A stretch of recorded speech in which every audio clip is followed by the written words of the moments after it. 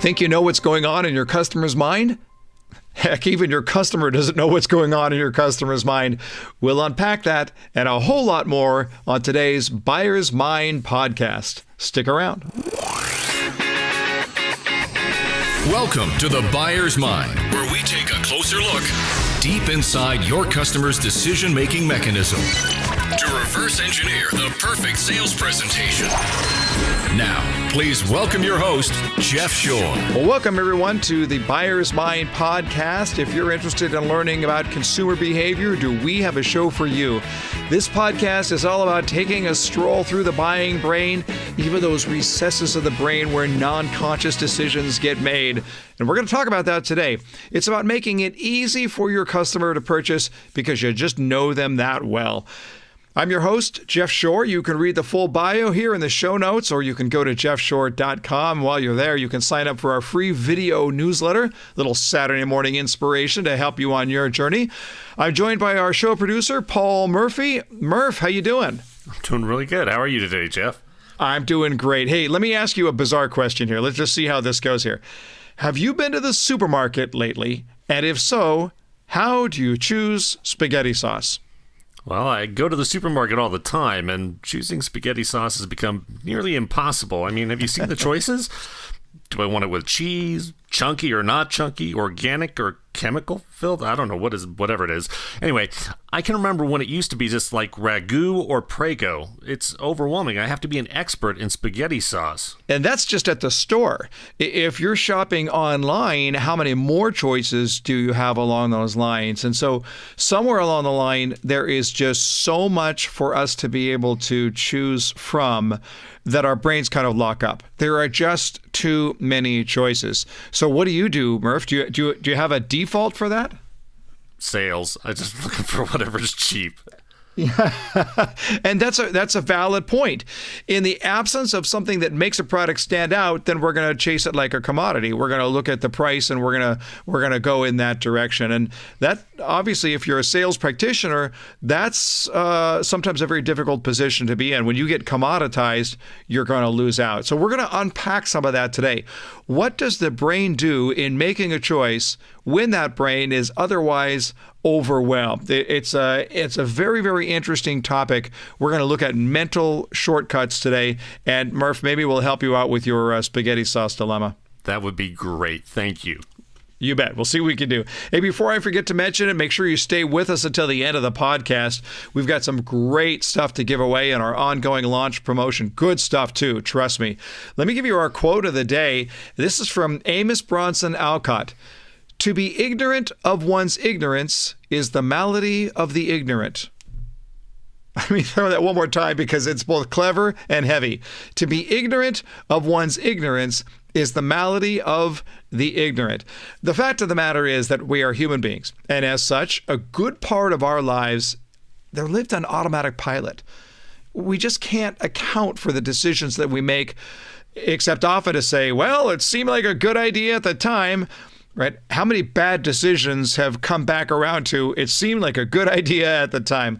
But our customers out there are often so confused at the time of a purchase decision that they really need a helper. They need someone with a clear head because their own head is a foggy mess.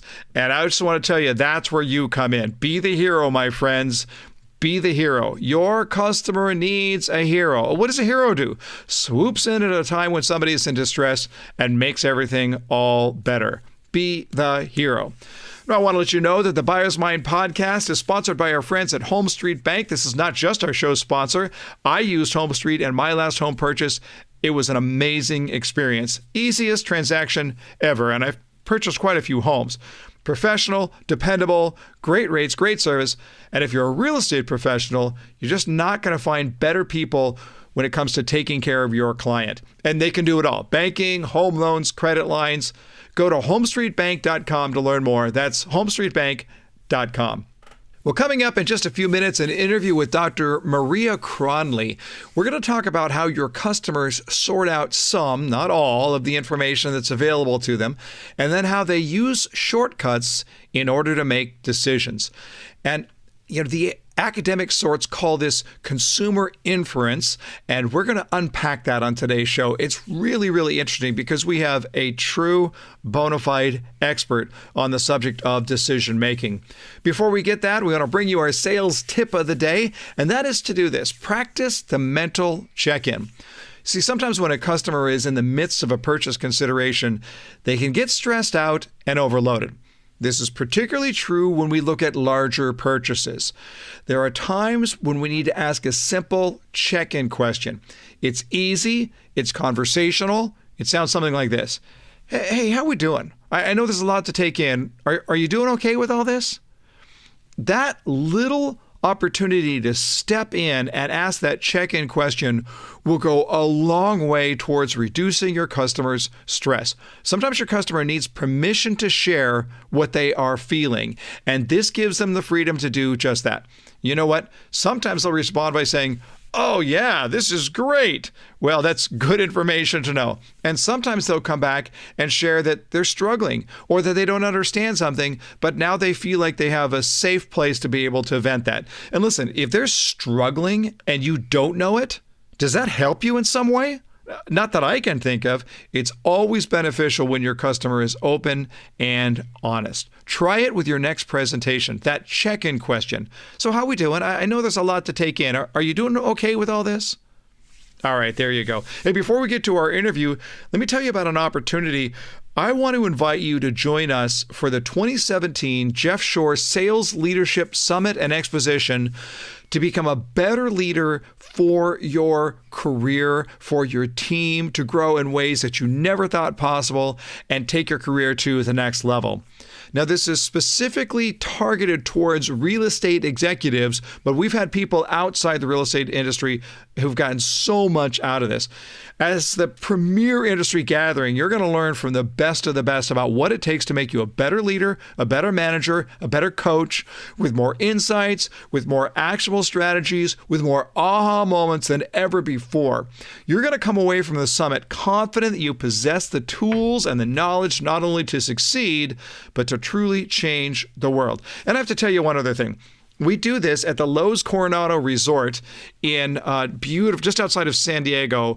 We do it on a Thursday, Friday. Most of our guests, hundreds of guests, spend the weekend. We've done this year after year. They spend the weekend in San Diego, and there are worse places to be in August than San Diego. It's a beautiful city.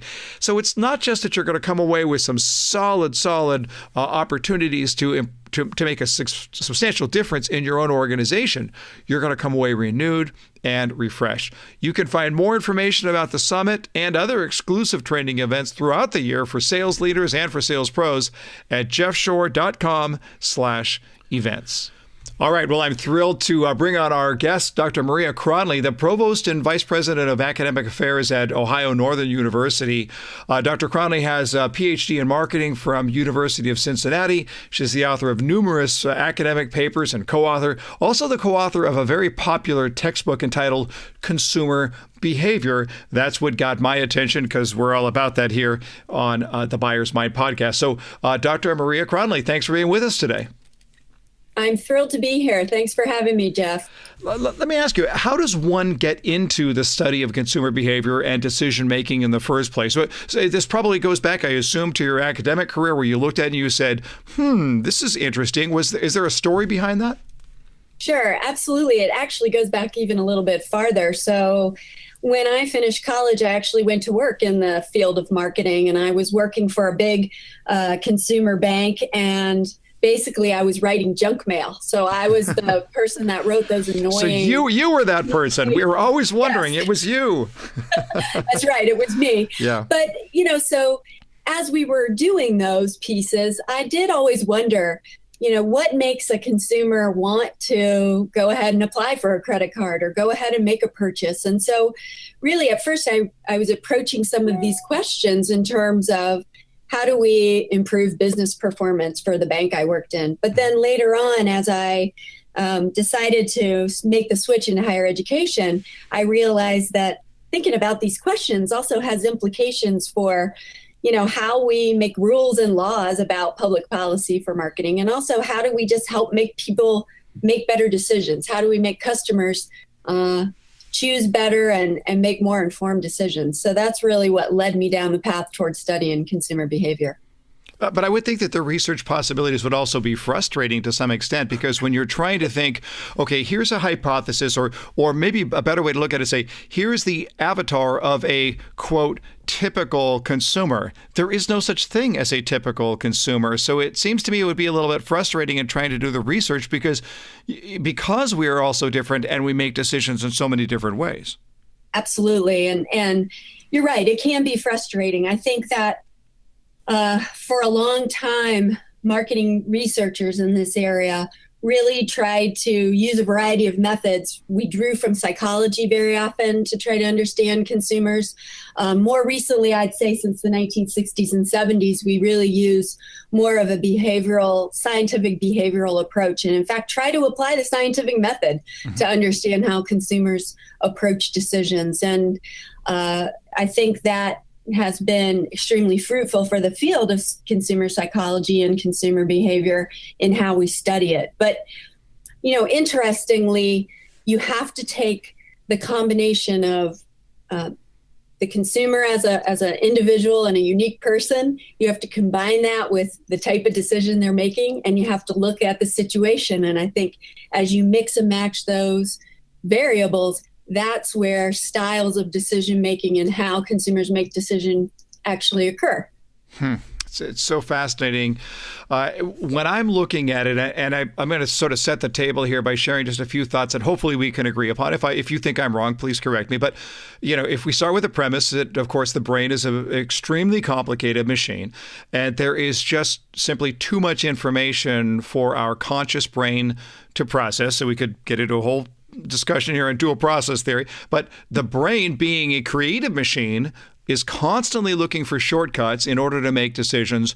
And most of the time, if the logic boxes are checked, we're going to let our gut take over and the emotion is going to make the decision. Do you agree with those premises? Do you feel like I've got that right so far? I do, actually. I think that we already know that consumers don't approach every judgment and purchase decision in the same way. We do have sort of two styles of thinking. Sometimes we really are slow and deliberative. When we care a lot about the decision and the risk is high, we're going to be highly involved. We're going to be rational. We're going to be systematic. But I would say those are the rarer kinds of decisions that we make, right? If you're going to purchase a house or who you're going to marry, right? Most of the time, we're actually making decisions in more of an automatic way. So we will use cognitive shortcuts. We'll use our own intuition. And we really can even train our unconscious mind to perform sort of routine decisions. We call this the adaptive unconscious. So sort of through the decisions we make every day and the practice that we have, we can actually train ourselves to sort of make decisions automatically. Think about when you drive, right? Unfortunately, many of us drive automatically and we don't always pay attention the way we should be. We make purchase decisions the same way. You can find yourself driving down the grocery aisle, making a lot of automatic or routine decisions. In addition, we do often use cognitive shortcuts. There are lots of ways that we try to make our own decision-making more efficient and faster. And using those cognitive shortcuts, or what we call heuristics, is the way that we can actually be more efficient in our decision-making. I think a big misconception is that we sometimes think that when we're making decisions automatically, or when our customers are making decisions automatically and using these types of cognitive shortcuts, that we're making bad decisions. And actually, that's not true. Very often, we're making very good decisions and we're doing them efficiently. So there are times when we can trust our gut, but I guess the overriding message is oftentimes we just don't have a choice but to trust our gut. So if I'm on the freeway, you use the driving example, I'm driving along, look, my system 1 is fully in control, right? My system 2 is just, player's gonna play, whatever it is. I'm and now somebody cuts me off. And what do? I lay on the horn. And there was nothing about it that said, That's undesirable behavior. I think I need to send that gentleman a message. What are my options? Well, one option is a honk. No, this is crazy. We lay on the horn, and then the story comes afterwards, right, where we talk about how we are going to defend that. It doesn't necessarily make it a bad decision. It was an uncontrolled decision to some extent. Right, absolutely.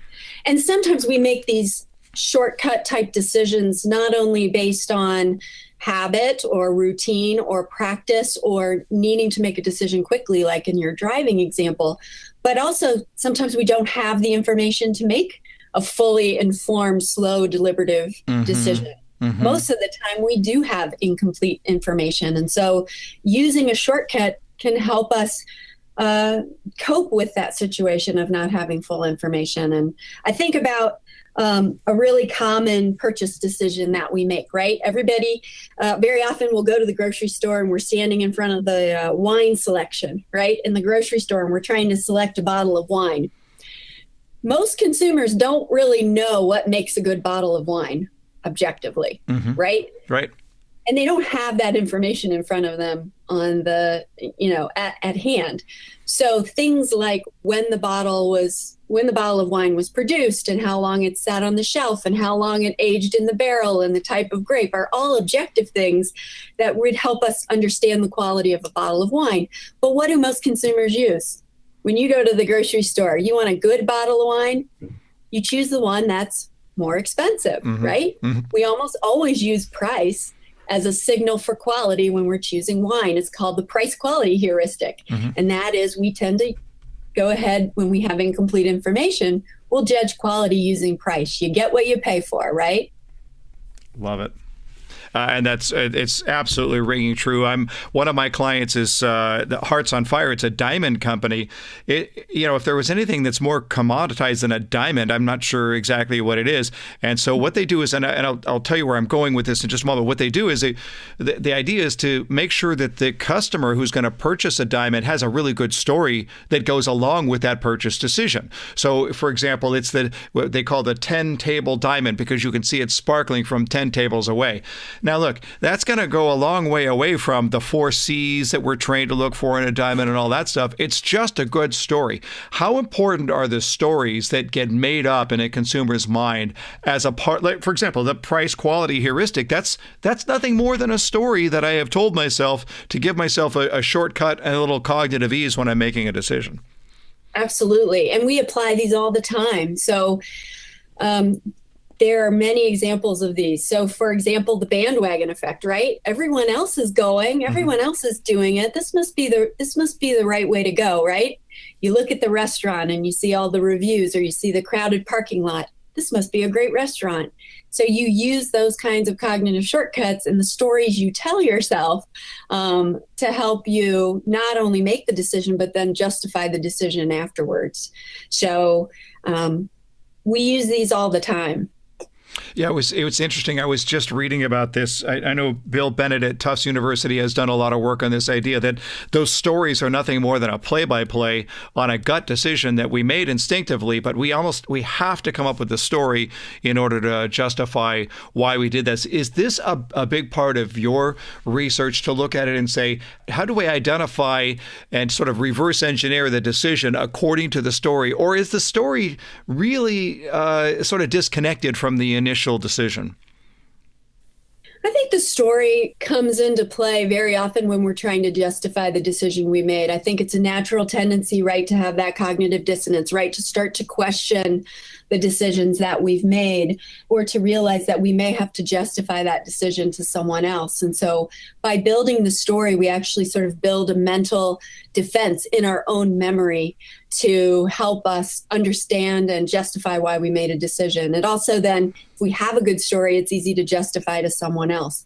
I think later on, too, that story can help us in terms of our own memory. When we're trying to make a similar decision, we might actually remember the story and the details around the story more easily than all the things that led us to the decision in the first place, like the price or the attribute of the product. I think sometimes it's actually easier to build the memory around the story so that later it's easier to retrieve. It's more accessible. So is that, obviously that's a non-conscious function for a consumer, but I have to believe that in any decision I'm going to make, I'm going to have to go back into my memory and sort of piece together my experiences, my memory of experiences, memory inclusive, of course, of what I've heard from other people along those lines. But it might be a snap judgment, but there was actually probably a series of events that occurred that led into that snap judgment. Oh, absolutely. And I think then we often will go ahead and, whether we do it consciously or not, though all of those pieces of the story and all of those things become associated in our memory. And so later on, maybe when we're in a similar situation and one piece of that story is activated or brought from memory, then that will actually tie to other things, potentially trip other things in your memory. Mm-hmm. And so this can actually change some of the ways in which we make judgments about products. So it's interesting. Two kind of cognitive shortcuts come to mind as we're thinking about this. One is called the liking agreement heuristic. And it's just the fact that we tend to agree with people that we like. And I think this has something to do with memory in the sense that if they remind us of other people that we like, or they have qualities that of those people that are familiar to us or that we care about, then we're going to be more likely to be receptive to them.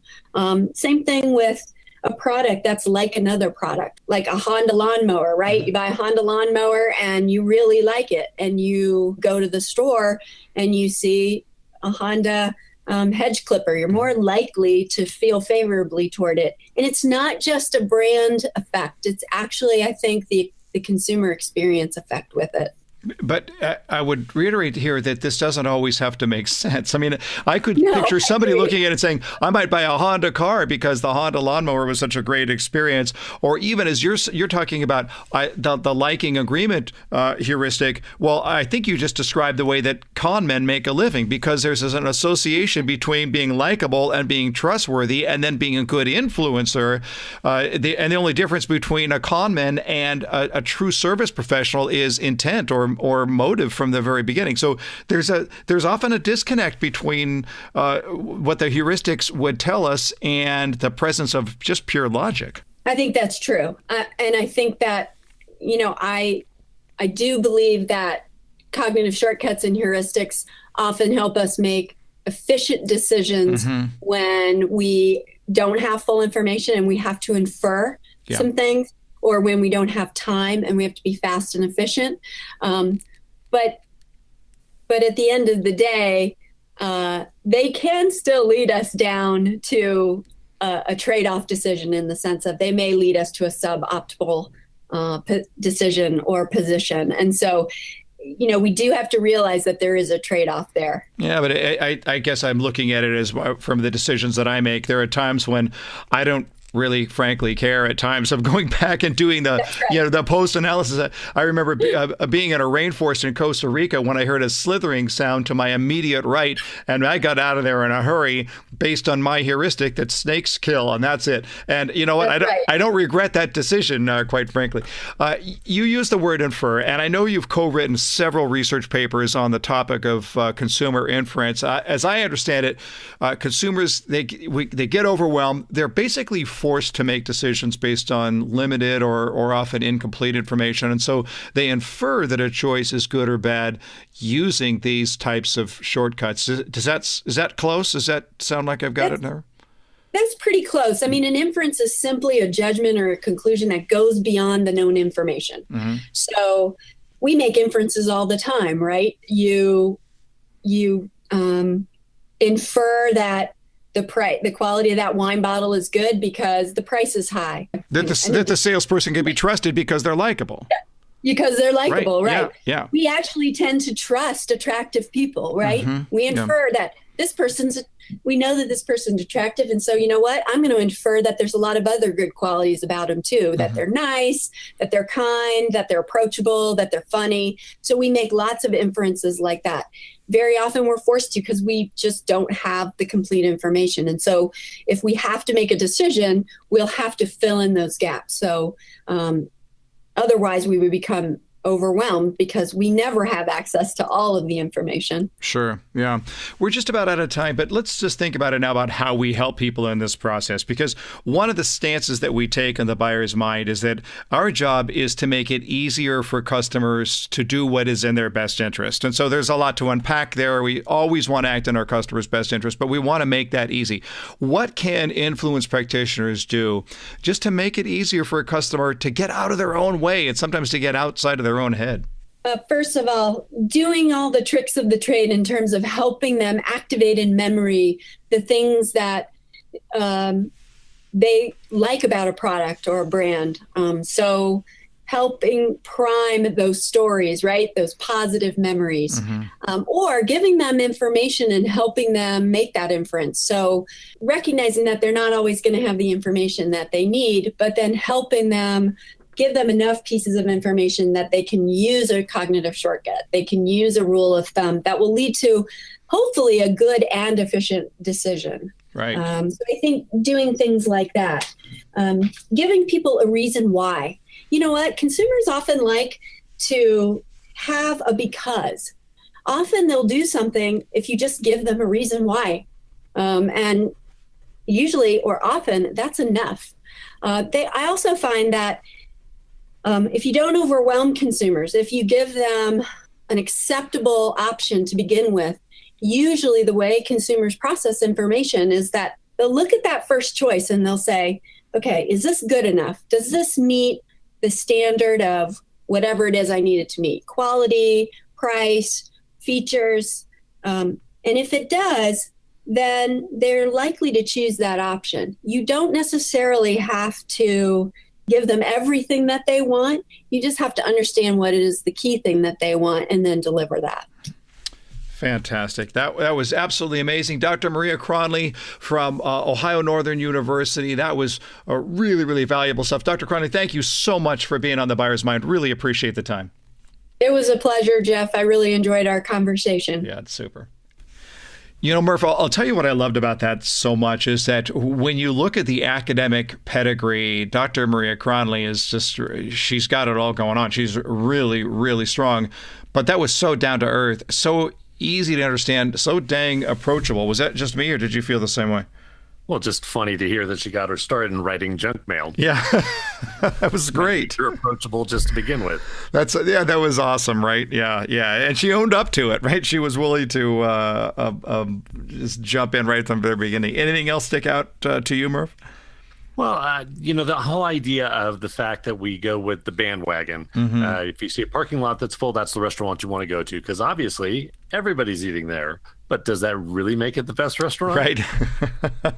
Yeah, absolutely. Yeah.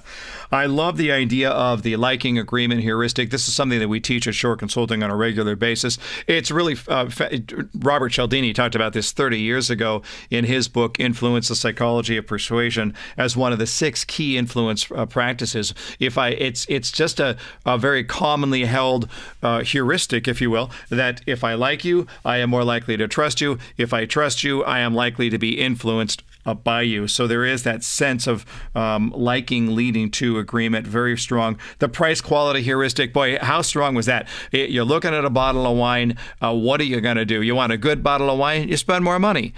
Even though over and over again in blind tests, there's rarely a correlation for the average consumer between how much they spent and whether or not they like the wine. So that was really strong, and especially as it relates to those of you who are in our audience and you sell a higher end product, or you're selling a premium brand product in your marketplace. There's something to be said about the price quality heuristic that your customers are going to bring in to the conversation. It was really, really good stuff, and I just want to encourage all of you as you're listening to these podcasts to think application, to be looking at it and saying, how do I take what I just learned and put it right back into my own presentation? Because when we understand the customer on a deeper level, that sale starts to roll out right in front of us. The customer will literally show us how to help them to purchase, and that's our job, to make it easy on our customers to buy. Hey, before we wrap it up, I wrote a blog piece a couple of years ago that has been shared over and over again. This is 10 things that I believe about sales. And I want to just share with you those 10 things. And I'm going to ask you as you're listening just to try them on for size. Do you agree with these? Because what we want to do is we want to be grounded. We want to know why we do what we do. We want to believe in what we believe. So here you go. 10 things that I believe about sales. Number 1, I believe sales is a noble profession, and that salespeople who act in the best interest of and service to their customers provide a valuable offering to society. Number 2, I believe that salespeople should at all times act in the best interest of their customers, and that there is no place for manipulation, exploitation, or trickery as a part of a legitimate sales process. Number 3, I believe that the sales process must be based upon a position of mutual respect between the sales professional and the customer. The respect of the customer towards the salesperson must be earned. The respect of the salesperson for the customer must be assumed even before the first conversation takes place. Number 4, I believe that the discovery of the customer's current situation and the accompanying dissatisfaction must be the sales professional's primary task and must be thoroughly ascertained before an appropriate solution can be presented. Number 5, I believe that purchasing is primarily an emotional endeavor, and that the salesperson has a responsibility to allow the customer to become involved emotionally in the process. Number 6, I believe that feature dumping is the curse of salespeople who do not know their customers well enough. I believe that the demonstration of the product should be seen as the presentation of a solution to a customer's problem, and that the demonstration should be an interactive discussion, not a one-sided discourse. Number 7, I believe that terms are best discussed after the customer has formed an emotional attachment to the product. Number 8, I believe that gaining agreements all throughout the sales process is absolutely vital to an effective sales presentation, and that the customer needs to be involved in a series of small decisions in order to make the right overall conclusion. Number 9, I believe that the sales process is an ongoing relationship, and like any healthy relationship, it relies upon constant communication to be functional and effective. And number 10, I believe that sales and customer care go hand in hand, and that the strongest sales professionals in the world are those who are most dedicated to serving the needs of their customers. Now, I'm going to post those 10 beliefs in the show notes so that you have the opportunity to maybe copy and paste, maybe take it and just ruminate on it a little bit and ask yourself, what do you believe? What do you believe? I want to make sure that you are looking at it from the perspective that we are always centered. We know why we do what we do. And if you're ever having a bad day, go back to number 1. Sales is a noble profession because we get to change people's lives. Well, if you like this podcast, would really love it if you would hit the subscribe button. It would mean so much to us. A review would mean even more. Thank you so much. And if you want to post a link to the podcast on your social media page, that would be great. All right, well, listen, at the beginning of the show, I told you that we were running a contest. You have the chance to win the Bose Quiet Comfort 25 acoustic noise-canceling headphones. I love these headphones. I wear them when I'm traveling. I wear them when I'm listening to podcasts or when I want to hear the strongest quality in my music.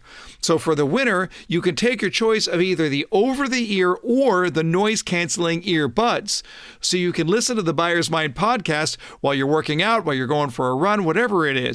You get both a physical and a mental workout at the same time. So I'm giving away several Shore Consulting swag bags. That's my 5 books, a coffee mug, my motivational CD, and a bag to carry it all in. But one grand prize winner will win the Quiet Comfort headphones as well. So all you have to do is download the Buyer's Mind episodes on iTunes. So go to iTunes, download the episodes, subscribe to the podcast, and then just leave a quick review. It's going to take you all of 30 seconds.